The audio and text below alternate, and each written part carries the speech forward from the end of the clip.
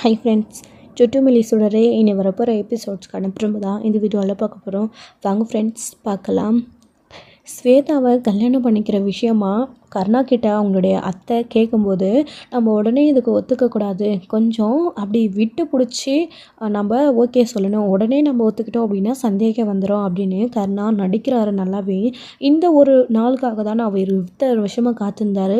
கட்டின பொண்டாட்டியை கொலை பண்ணிவிட்டு அபி மேலே பழியை தூக்கி போட்டாங்க. இப்போ அபியும் எந்த ஒரு உண்மையும் சொல்லாமல் கருணா கிட்ட வசமாக மாட்டியிருக்காங்க. அவரும் கடத்தி கொண்டு வந்து வச்சுருக்காங்க. அபியை கொலை பண்ணிவிட்டு இந்த பிரச்சனையை முடிச்சுட்டு எந்த ஒரு பிரச்சனையுமே இல்லாமல் நம்ம அடுத்து ஸ்வேதாவை கல்யாணம் பண்ணிக்கலாம். உடனே சொன்னால் எல்லாருக்கும் சந்தேகம் வந்துடுன்னு பார்வதி மேலே நம்ம அக்கறை இருந்து பாசம் இருந்து அவளை மறக்க முடியாமல் நம்ம ஸ்வேதாவை கல்யாணம் பண்ணிக்கிற மாதிரி ஒரு சிம்பத்தி கிரியேட் பண்ணி மகேஷ் கிட்டேயும் ஒத்துக்க வைக்கிற மாதிரி மகேஷ் மனுஷனையும் மாற்றி அதுக்கப்புறமா கல்யாணம் பண்ணிக்கலாம் அப்படின்ற மாதிரி கருணா சொல்லிட்டு போயிருக்காரு. இன்னொரு சைடு அபிகிட்ட நல்லா மிரட்டிகிட்டு இருக்காங்க. அபி எதுவுமே நான் சொல்லவே இல்லை, அவங்க நான் எதுவுமே பண்ணலை அப்படின்னு தான் சொல்லிகிட்ருக்காங்க.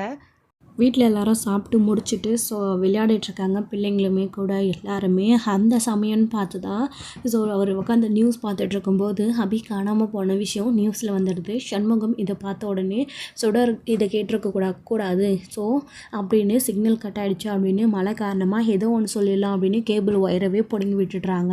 ஏன்னா சரளாவும் இன்னும் கொஞ்ச நேரத்தில் சீரியல் பார்க்க வருவாங்க, அப்போ ஆன் பண்ணால் தெரிஞ்சிடும் அப்படின்னு. அப்போ தான் கரெக்டாக அவங்களையும் துணியெல்லாம் வந்து மழை வர மாதிரி இருக்குதுன்னு சொல்லிட்டு எடுத்துகிட்டு உள்ளே வராங்க. அப்போது ஆஃப் பண்ணி வச்சுட்டு அமைதியாக உட்காந்துட்ருக்காங்க. ஏங்க என்னாச்சு, டிவி இவ்வளோ நேரம் நல்லா தானே ஓடிட்டுருந்துச்சு, டிவி வரல அப்படின்றாங்க. தெரியல சரலா, ஏதோ கனெக்ஷன் ப்ராப்ளம் போல் இருக்குது, மழை வர மாதிரி இருக்குல்ல, அதான் டிவி வரல அப்படின்றாங்க. ஆமாங்க, அப்படின்னா முதல்ல டிவி ஆஃப் பண்ணி வைக்கணும் அப்படின்றாங்க சரலா இருந்துக்கிட்டு. இன்றைக்கி சீரியல்லாம் பார்க்கக்கூடாது அப்படின்னு. ஆமாம் சரலா, நீ சொல்கிறது கரெக்ட் தான் அப்படின்னு ஆஃப் பண்ணி விடுற மாதிரி சண்முகம் ஆஃப் பண்ணி விட்டுறாங்க. இப்போது ஹபி காணாமல் போயிட்டா, எங்கன்னு தெரியல, அவளுக்கு என்ன ஆச்சுன்னு தெரியல. ஹபி வேற தப்பிச்சு போயிட்டான்னு ஜெயிலில் வேற மேலே வீணாக பழிய போட்டுட்ருக்காங்க. என்ன பண்ணுறதுன்னு தெரியாமல் யோசிச்சுட்ருக்காரு சண்முகம். வந்து கொஞ்சம் நேரத்துலேயே வந்து வீட்டுக்கு ஒரு லேடி போலீஸும் ஒரு கான்ஸ்டபிள் போலீஸும் வராங்க. அவங்க சுடர் பசங்கள்லாம் அவங்கள பார்த்த உடனே ரொம்ப பயப்படுறாங்க. போலீஸ் நம்ம வீட்டுக்கு வருது அப்படின்னு. என்ன வேணும் அங்கிள் உங்களுக்கு அப்படின்றாங்க. வீட்டில் யாரும் பெரியவங்க இல்லையா அப்படின்றாங்க. என் அம்மாவும் அப்பாவும் உள்ளே இருக்காங்க அப்படின்னு. அப்பான்னு கூப்பிட்ட உடனே சண்முகம் வராரு. போலீஸை பார்த்த உடனே சண்முகம் ரொம்ப பயப்படுறாரு. சரளாவும் வராங்க. வந்த உடனே என்னாச்சு சார், எதுக்கு இங்கே வந்திருக்கீங்க, என்ன வேணும் உங்களுக்கு, யார் சார் வேணும் அப்படின்னு கேட்குறாங்க. அபி எங்கன்னு கேட்குறாங்க. அப்படி கேட்ட உடனே எல்லாருமே ரொம்ப அதிர்ச்சி. சார் என்ன சொல்கிறீங்க, அபியா? அபி பொருள் முடிஞ்சு எக்ஸாம் முடிச்சுட்டு நேற்றே அவள் கிளம்பிட்டாளே ஜெயிலுக்கு அப்படின்றாங்க. இல்லை, அபி எக்ஸாம் எழுதிட்டு ஜெயிலுக்கு போகிற வழியில் தப்பிச்சு ஓடி போயிட்டா. அபி உங்கள் வீட்டுக்கு தான் தப்பிச்சு திரும்ப வந்திருக்கணும் அப்படின்னு சொல்கிறாங்க. இது கேட்ட உடனே சரளா ரொம்ப ரொம்ப அதிர்ச்சி ஆகுறாங்க. சுடருக்கு வீட்டில் இருக்கிறவங்களுக்கு இந்த விஷயம் கூடாதுன்னு சண்முகம் நினச்சாரு. ஆனால் வீட்டில் இருக்கிறவங்களுக்கு தெரிஞ்சதுனால அவருமே ரொம்ப அதிர்ச்சி ஆகுறாரு. சார் என்ன சொல்கிறீங்க, அம்முவை காணுமா? அம்மு எக்ஸாம் எழுதிட்டு ஜெயிலுக்கு தானே போனாங்க, நீங்கள் எப்படி அம்மு காணான்றீங்க? அம்மு இங்கே வரவே இல்லை, நீங்கள் சொல்லுங்கள் எங்கே அம்முன்னு கேட்குறாங்க. பாப்பா இங்கே பாரு, நீ யார் இதை கேட்குறதுக்கு? சார் உங்கள் தங்கச்சி எங்கே சார், அவங்க இங்கே தானே இருக்காங்க, அவங்க இங்கே தானே தங்கியிருந்து தான் எங்களுக்கு தகவல் வந்துச்சு, அதனால தான் இங்கே விசாரிக்கலான்னு வந்திருக்கோம் அப்படின்றாங்க. அவங்க என் அத்தை தான், அவங்க இங்கே இல்லை, எக்ஸாம் எழுதிட்டு ஜெயிலுக்கு போகிறதா தான் அவங்க கிளம்பி போனாங்க, எங்கள் வீட்டில் யாரும் இல்லை சார் அப்படின்றாங்க.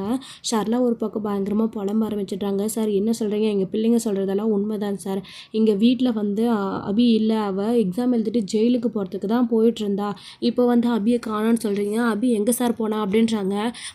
அது எங்களுக்கு தெரியாதம்மா, அவங்க தப்பிச்சு எங்கேயோ போயிட்டாங்க, அவங்கள தான் இப்போ போலீஸ் டிபார்ட்மெண்ட் எல்லாருமே தேடிட்டுருக்கு, நீங்கள் கூட சீக்கிரம் அவங்கள தேடி கண்டுபிடிச்சிருவோம் அப்படின்றாங்க. ஏங்க என்னங்க சொல்கிறாங்க, போலீஸ் வந்து இப்படி சொல்லிட்டு இருக்காங்க, நீங்கள் அமைதியாக நின்றுட்டுருக்கீங்க, ஏதாச்சும் சொல்லுங்கள் அப்படின்றாங்க. சரலா உன்ன மாதிரி தான் நானும் அதிர்ச்சியாக இருக்கிறேன் சார், அபி அப்படியெல்லாம் ஜெயிலேருந்து தப்பிக்கிறதுக்காக தப்பிச்செல்லாம் போயிருக்க மாட்டா சார், நீங்கள் ஏதோ தப்பாக புரிஞ்சுக்கிட்டீங்க அபி மேலே அப்படின்றாங்க. சார் நாங்கள் என்ன பொய்யை சொல்ல போகிறோம், பொய் சொல்கிறதுனால எங்களுக்கு என்ன சார் வரப்போகுது, உங்கள் தங்கச்சி தான் தப்பிச்சு போயிருக்காங்க, அவங்கள இது வரைக்கும் காணோம், எல்லா இடத்துலையும் தேடி பார்த்துட்டோம், அதான் இங்கே இருக்காங்களான்னு பார்த்துட்டு பார்க்க வந்திருக்கோம், நாங்கள் ஒரு டைம் செக் பண்ணிவிட்டு போயிட்டோம் அப்படின்னு உள்ளே போய் செக் பண்ணிவிட்டு வராங்க. இங்கே இல்லைன்னு தான் சொல்லிட்டு இருக்காங்க. சார் நாங்கள் தான் சொன்னோமே அவங்க இங்கே வரலன்னு சொல்லிட்டு. இன்னொரு சைடு சுடர் இருந்துக்கிட்டு ரொம்ப அழுகுறாங்க. அம்முவை காணுமா, அப்போ அம்மு எங்கே போயிட்டாங்கன்னு சொல்லிட்டு ரொம்பவே துடிச்சு பயங்கரமாக அழுக ஆரம்பிக்கிறாங்க. மாமா அம்மு எங்கே போயிருப்பாங்கன்னு சுடர் அழுகும்.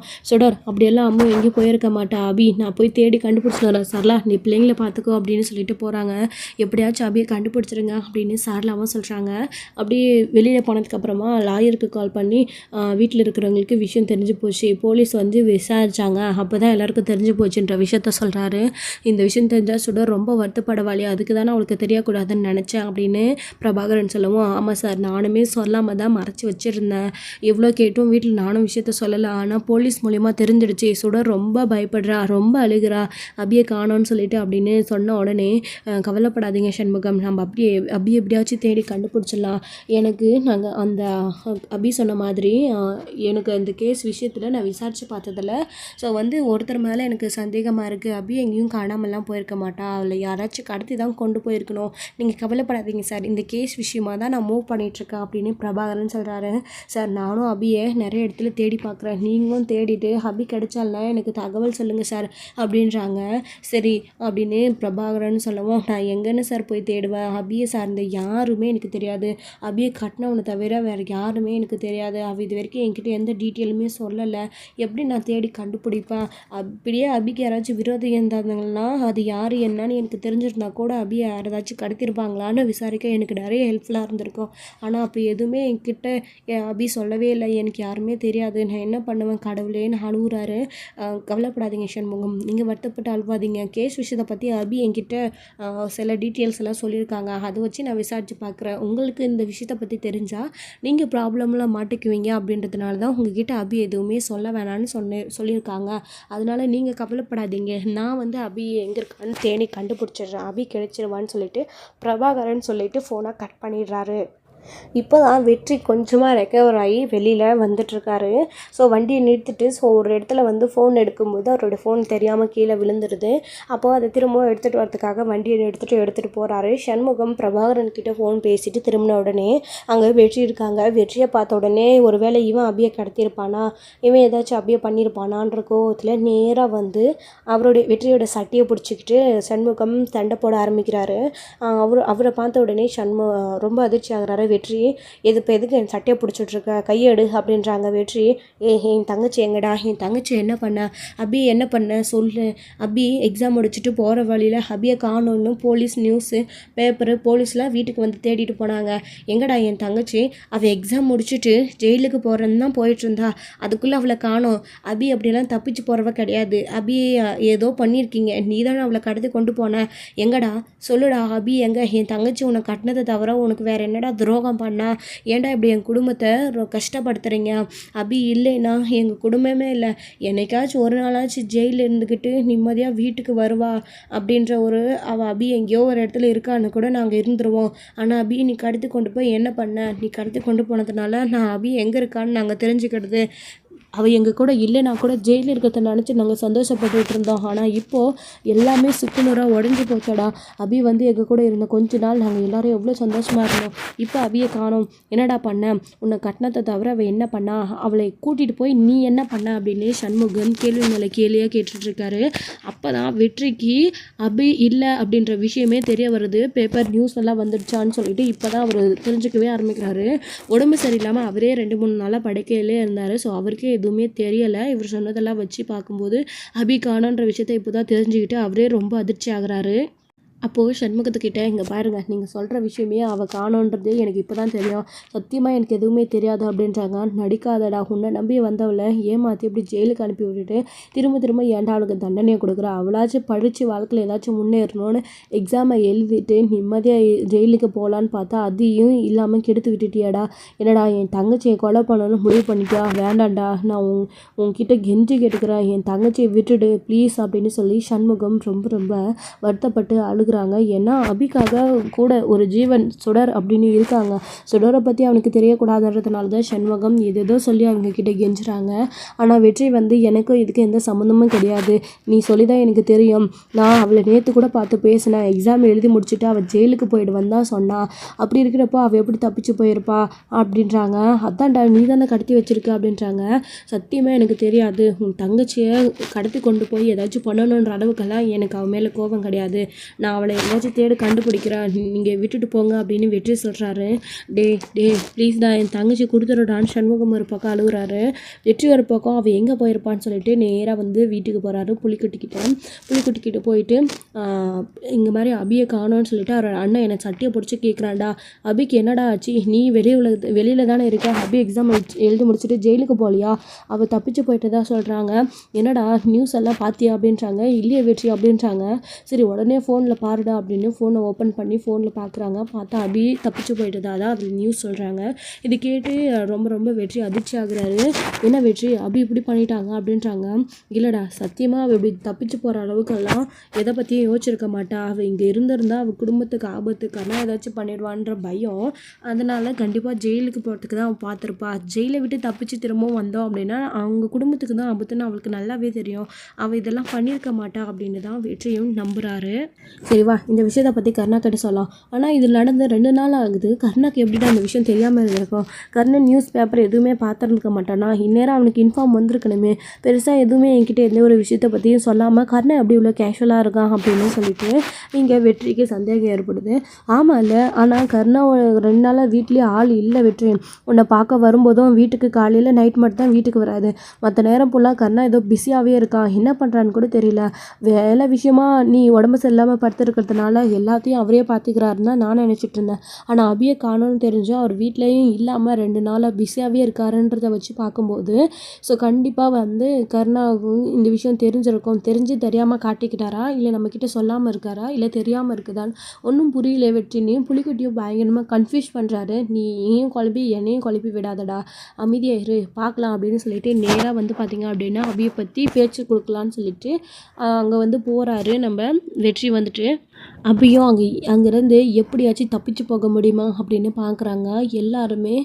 கர்ணா வந்து வீடியோ காலில் அபிக்கிட்ட பேசினதுக்கப்புறமா நல்லா ஃபுல்லாக குடிச்சிட்டு மட்டம் ஆகிட்டு இருக்கிறாங்க. பிரியாணியெல்லாம் சாப்பிட்டுட்டு நல்லா மதிய டைமில் நல்லா வந்து அசந்து தூங்கிட்டு இருக்காங்க. ஒரு சிலர் வந்து இப்போ வாட்ச் பண்ணிகிட்டே இருந்தாலே அவங்களுக்கும் சரியாக தெளிவில்லை.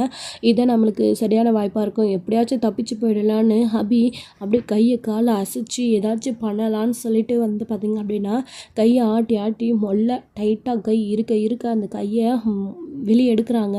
வெளியில் எடுத்துட்டு இன்னொரு கையும் உருவுறாங்க. சீக்கிரமாக வந்து கட்டெல்லாம் மேலே இருக்கிற கட்டெல்லாம் அவுத்துட்டு கீழே வந்து கால் கட்டெல்லாம் அவுத்து விட்டுட்டு தப்பிச்சு பார்க்கலான்னு சொல்லிட்டு அசாத பொறுமையாக அபி அங்கேருந்து தப்பிக்க பார்க்குறாங்க.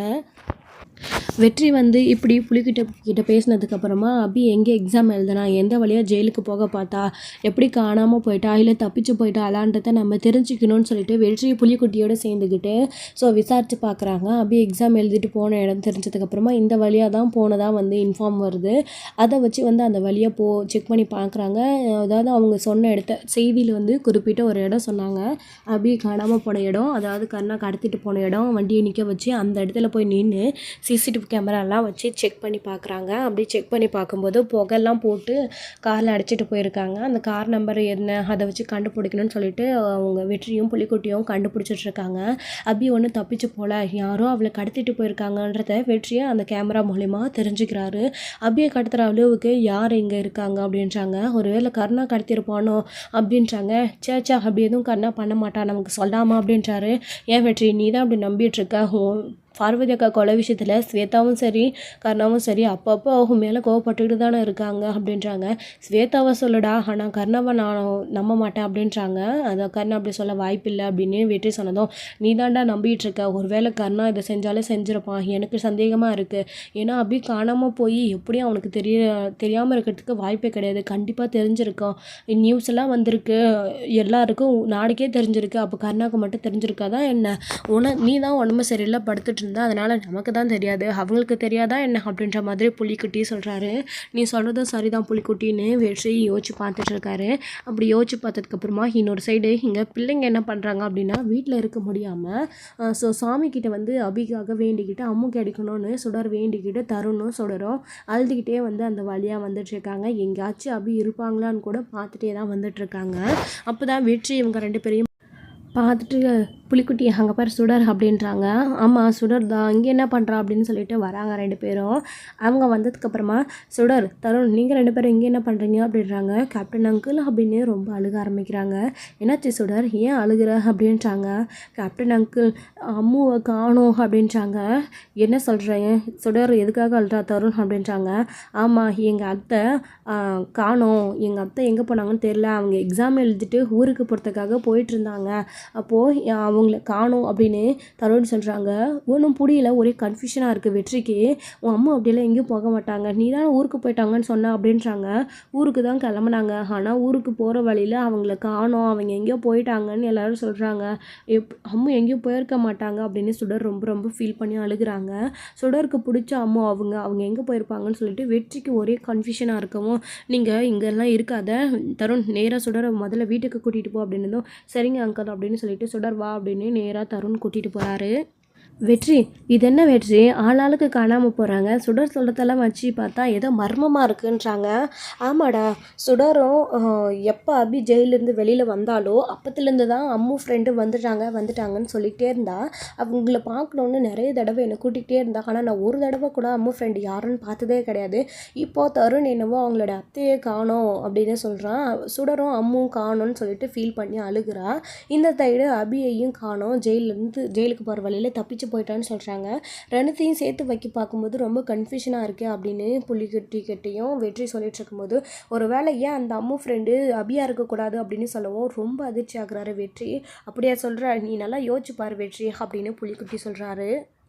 அபியோட அண்ணன் வீட்டுக்கு வந்த ஆள் அபி மட்டும்தான். சுடரும் அங்கே தான் இருக்கா, அபியோடைய அத்தையாக இருந்தா. ஸோ கண்டிப்பாக அவங்கள தான் அம்முன்னு கூப்பிட்ருக்கணும் சுடர் அப்படின்னு உடனே, ஆமாம் புலிக்குட்டி இப்போ தான் எனக்கு புரிய வருது, நீ சொல்கிறதெல்லாம் வச்சு பார்க்கும்போது அப்போ அபியை தான் இவ்வளோ நாள் அம்மு ஃப்ரெண்டுன்னு சொல்லிட்டு இருந்திருக்காளா சுடர் அப்படின்னு உடனே, அப்போ அபியை கன்ஃபார்மாக காணுன்றத முடிவு பண்ணிக்கிறாரு வெற்றி. இதோட இந்த எபிசோட் வந்து முடிச்சிருக்காங்க. அடுத்தடுத்த எபிசோடில் என்ன நடக்க போகுது, சுடருக்காக கண்டிப்பாக அபியை காப்பாற்றி கொண்டு வந்து வெற்றி சேர்ப்பார், என்ன நடக்க போகுதுன்றதை வெயிட் பண்ணி பார்க்கலாம். தேங்க்யூ. இந்த வீடியோ பிடிச்சிருந்தா லைக் பண்ணுங்கள்.